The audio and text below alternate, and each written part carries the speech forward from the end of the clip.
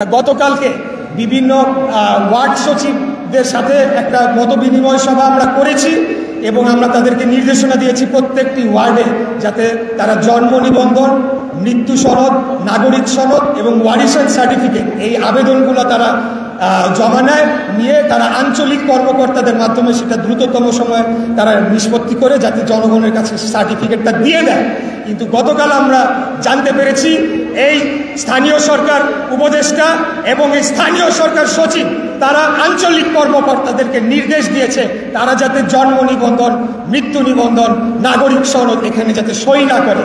এরকম একটা ন্যাক্কারজনক ভূমিকায় তারা অবতীর্ণ হয়েছে, যেখানে আমরাই সেবা চালু করতে চাচ্ছি তারা সেখান থেকে বসে অন করে বলছে যে এগুলাতে যদি সই না করা হয় তাহলে কি হবে, জনগণের যদি একটু দুর্ভোগ হয় তখন সেটা তারা সরাসরি আমাদের উপর দায় চাপানোর চেষ্টা করবে। তাই আজকে ওপেন ফিল্ডে আমি আমাদের যারা মিডিয়ার ভাইরা রয়েছে তাদের সামনেই বলতে চাই, আপনারা এটা দয়া করে দেশবাসীকে জানাবেন।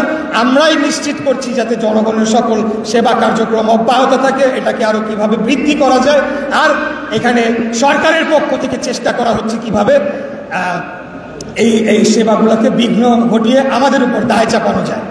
গতকালকে একটা রাতের বেলা হঠাৎ করে দেখলাম বিবিসিতে একটা সংবাদ প্রকাশ হয়েছে, এই আসিফ মাহমুদ বলছে যে কি জানি বলছে, ফৌজদারি যদি ফৌজদারি অপরাধ করে থাকি তাহলে কেন আপনারা তো সরকারে, কেন আইন শৃঙ্খলা বাহিনীর কাছে আপনারা যে আমার বিরুদ্ধে অভিযোগ দায়ের করছেন না, কেন আইন শৃঙ্খলা রক্ষাকারী বাহিনীকে নির্দেশ দিচ্ছেন না আমাকে গ্রেফতার করে নিয়ে যান? আমরা এসব ভয় পাই না।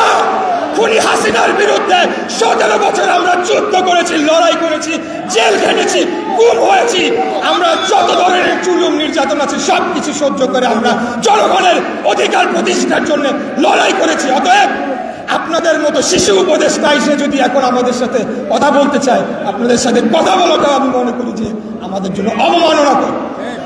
আজকে এই যা কিছু হচ্ছে সকল কিছুর জন্য এই বর্তমান সরকারকেই দায়ী করতে হবে এবং এই সরকার এই ধরনের লোকজনদেরকে দিয়ে কথা বলাচ্ছে, তারা আমাদেরকে হেয় প্রতিপন্ন খাটো করার চেষ্টা করছে। এর বাইরে আমরা দেখেছি একটা নতুন খবর আজকে প্রকাশ পেয়েছে, গাজীপুর সিটি কর্পোরেশনে বদলির জন্য 20 কোটি টাকা নিয়েছেন উপদেষ্টা আসিফ মাহমুদ, এই সংবাদটি প্রচার হয়েছে। এখন এটি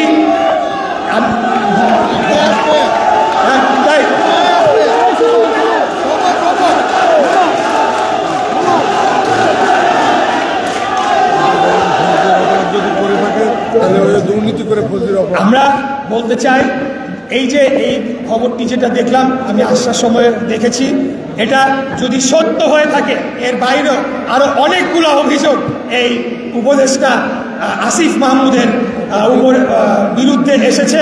আমি গতকালকে আহ্বান জানিয়েছি, আজকে আহ্বান জানাচ্ছি, দুর্নীতি দমন কমিশন যাতে নগর ভবন সহ স্থানীয় সরকার মন্ত্রণালয় সহ সকল জায়গায় যেখানে এরা অফিস করেছে সেখানে যে এগুলো যাতে সুষ্ঠু সঠিক তদন্ত করে তাদের বিরুদ্ধে যথাযথ আইনি পদক্ষেপ নেয়।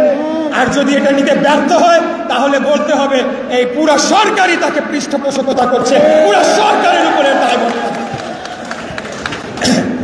আমরা আজকে এই ছিল আমাদের আজকের বক্তব্য। আমরা আগামীকালকে পরবর্তী কর্মসূচি নিয়ে আমরা পরবর্তী ঘোষণা দিব।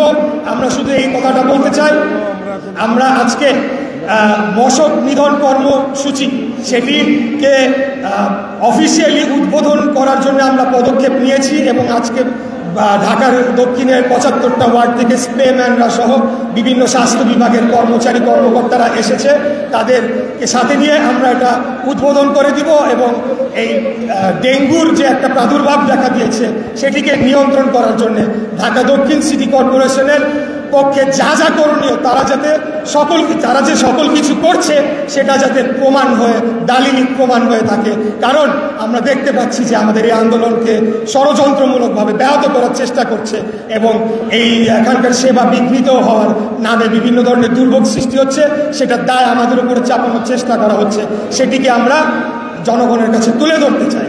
আর সর্বশেষ যে কথাটি বলবো যে এই বর্তমান সরকার তারা কিন্তু বাংলাদেশের সর্বোচ্চ আদালতকে তারা আজ পর্যন্ত অবমাননা করে চলেছে, এই বিষয়টা আমার মনে হয় যে গুরুত্ব সহকারে জনগণের কাছে প্রচার করতে হবে।